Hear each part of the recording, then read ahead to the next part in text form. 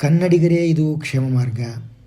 ಈ ಒಂದು 10-15 ದಿನಗಳಿಂದ ನಮ್ಮ ಪೂರ್ತಿ ಮೆದುಳನ್ನು ತಿಂದು ಬರೀ ಬುರುಡೆ ಉಳಿಸಿದ ಧರ್ಮಸ್ಥಳ ಬುರುಡೆ ಕಥೆ ಸಾಮಾನ್ಯದ್ದಲ್ಲ.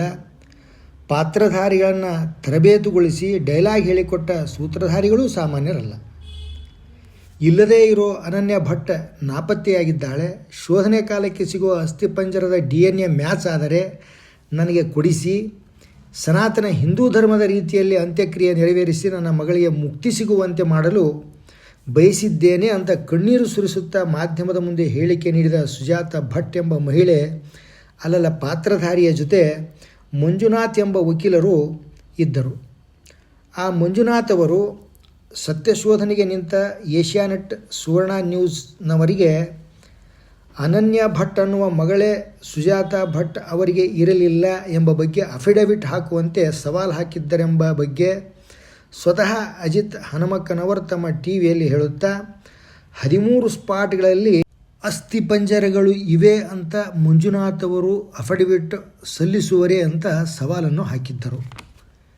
ಅನನ್ಯ ಭಟ್ ಪ್ರಕರಣವನ್ನು ಭೇದಿಸುವಲ್ಲಿ ಸದ್ಯದ ಮಟ್ಟಿಗೆ ಅಜಿತ್ ಹನುಮಕ್ಕನವರ್ ಮತ್ತು ಅವರ ತಂಡವನ್ನು ಪ್ರಶಂಸಿಸಲೇಬೇಕು. AC ರೂಮ್ನಲ್ಲಿ ಕೂತು ಬಾನುಲಿ ವಾರ್ತೆ ಓದುವ TV ಚಾನೆಲ್ಗಳಿಗೆ ಇದೊಂದು ನಿದರ್ಶನ.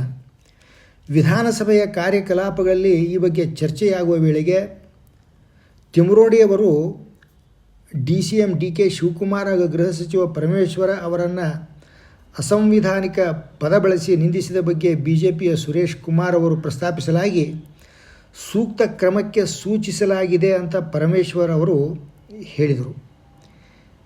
BL ಸಂತೋಷ್ ಅವರ ವರ್ಚಸ್ಸಿಗೆ ತೇಜೋವಧೆ ಆಗುವಂತೆ ಮಾತನಾಡಿದ್ದರ ವಿರುದ್ಧ BJPಯ ಪದಾಧಿಕಾರಿಗಳ ದೂರಿನ ಮೇಲೆ FIR ಆಗಿ ತಿಮರೋಡಿಯವರನ್ನು ಬಂಧಿಸಲಾಗಿದೆ.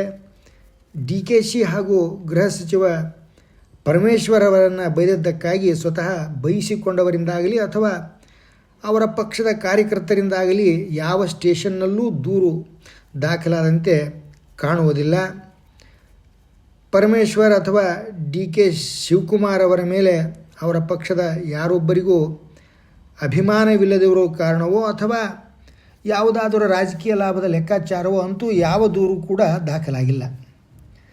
ಸದನದಲ್ಲಿ ಅನಾಮಿಕ ಮುಸುಕುಧಾರಿಯು ಕೈಯಲ್ಲಿ ಹಿಡಿದು ತಂದಿದ್ದ ಬುರುಡೆ ಯಾರದ್ದು, ಎಲ್ಲಿಂದ ತಂದೆ ಅಂತ ವಿಚಾರಿಸದೆ, ಹೆಣಗಳನ್ನು ಹೂತ ಆರೋಪದಲ್ಲಿ ಅವನನ್ನು ಕಸ್ಟಡಿಗೆ ತೆಗೆದುಕೊಳ್ಳದೆ, ಅನಾಮಿಕ ಮುಸುಕುಧಾರಿ ತೋರಿಸಿದ ಕಡೆಯಲ್ಲೆಲ್ಲ ಅಗೆಯಿಸುವ ಕಾರ್ಯ ಕೈಗೊಂಡಂಥ ಬಗ್ಗೆ ವಿರೋಧ ಪಕ್ಷದವರು ಸರ್ಕಾರವನ್ನು ತರಾಟೆಗೆ ತೆಗೆದುಕೊಂಡರೂ ಸದ್ಯದ ಮಟ್ಟಿಗೆ ಆ ಬಗ್ಗೆ ಏನನ್ನು ಹೇಳಲಾಗದು.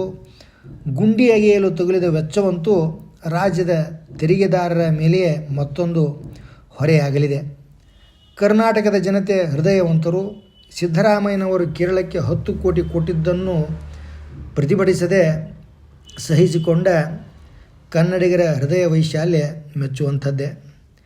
ತಿಮರೋಡಿಯವರನ್ನು ಸ್ಟೇಷನ್ಗೆ ಕರೆತರಲು ಯಾವ ಶ್ರೇಣಿಯ ಪೊಲೀಸ್ ಅಧಿಕಾರಿಗಳು, ಎಷ್ಟು ಸಂಖ್ಯೆಯಲ್ಲಿ, ಎಷ್ಟು ವಾಹನಗಳಲ್ಲಿ ಆತನ ಮನೆಗೆ ಹೋಗಬೇಕು ಅನ್ನುವುದನ್ನು ತಿಳಿದುಕೊಳ್ಳುವ ಕುತೂಹಲ ಹಲವರದ್ದಾಗಿದ್ದರೆ ಸಂಬಂಧಪಟ್ಟ ಕಚೇರಿಯನ್ನು ಸಂಪರ್ಕಿಸಿ ತಿಳಿದುಕೊಳ್ಳಬಹುದು. ಜನಾರ್ದನ್ ರೆಡ್ಡಿಯವರು ಈ ಪ್ರಕರಣದ ಹಿಂದೆ ಮಾಜಿ IAS ಅಧಿಕಾರಿ ತಮಿಳುನಾಡಿನ MP ಶಶಿಕಾಂತ್ ಸೆಂಥಿಲ್ ಇದ್ದಾರೆ ಅಂತ ಆರೋಪಿಸಿದ್ದಕ್ಕೆ ರೆಡ್ಡಿ ಮೇಲಿನ ಗಣಿ ಹಗರಣವನ್ನು ಬಯಲಿಗೆ ಎಳೆದಿದ್ದಕ್ಕಾಗಿ ನನ್ನ ಮೇಲೆ ವೃಥ ಆರೋಪ ಹೊರಿಸುತ್ತಿದ್ದಾರೆ ಅಂತ ಸೆಂಥಿಲ್ ಅವರ ಹೇಳಿಕೆ. ಬರ್ಡನ್ ಆಫ್ ಪ್ರೂಫ್ ಯಾರ ಮೇಲೆ ಯಾರದ್ದು ಅನ್ನುವುದು ಪ್ರಶ್ನೆಯಾಗಿಯೇ ಉಳಿಯುತ್ತದೆ.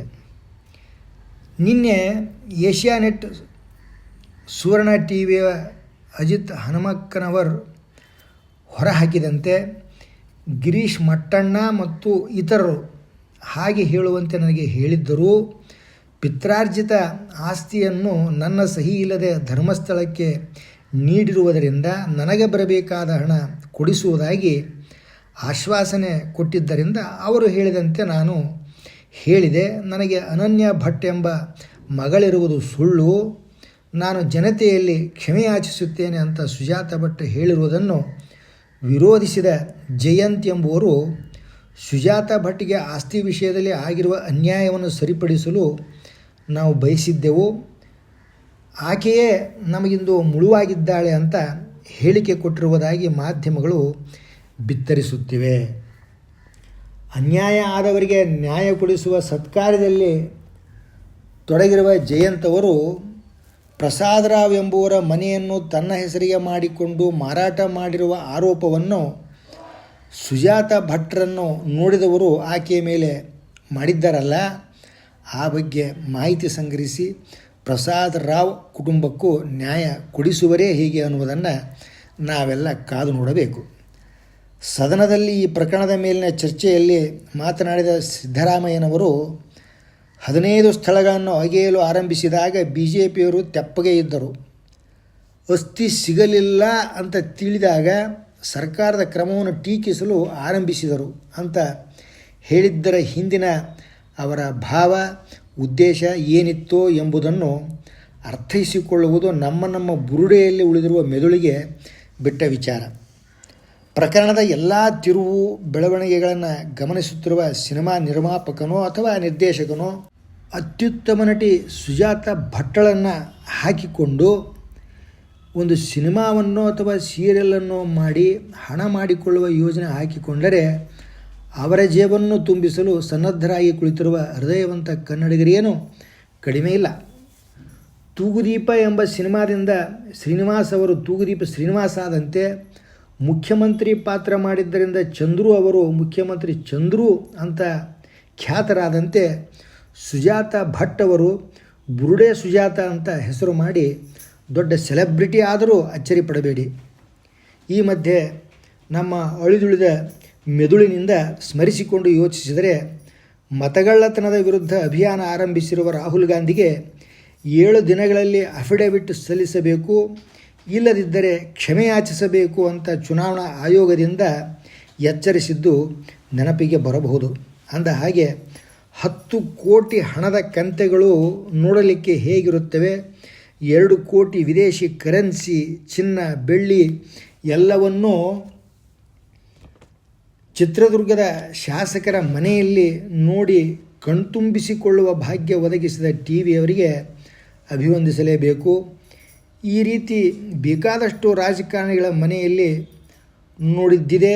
ಅವರೆಲ್ಲ ಪದೋನ್ನತಿ ಹೊಂದಿ ಮಂತ್ರಿಗಳಾಗಿರುವುದನ್ನು ನೋಡಿದ್ದೇವೆ ಮತ್ತು ನೋಡುತ್ತಲೇ ಇರುತ್ತೇವೆ ಅಂತ ಹೇಳುತ್ತಾ ಧರ್ಮಸ್ಥಳದ ಬುರುಡೆ ಪ್ರಕರಣ ಯಾವ ಕ್ಷಣದಲ್ಲಿ ಬಿಗ್ ಟ್ವಿಸ್ಟ್ ಪಡೆಯುವುದೋ ಅಂತ ನಿರೀಕ್ಷಿಸುತ್ತಾ ಬುರುಡೆ ಪುರಾಣವನ್ನು ಮುಗಿಸುತ್ತೇನೆ. ಕ್ಷೇಮ ಮಾರ್ಗವನ್ನು ಅನುಸರಿಸಿ ಕ್ಷೇಮವಾಗಿರಿ.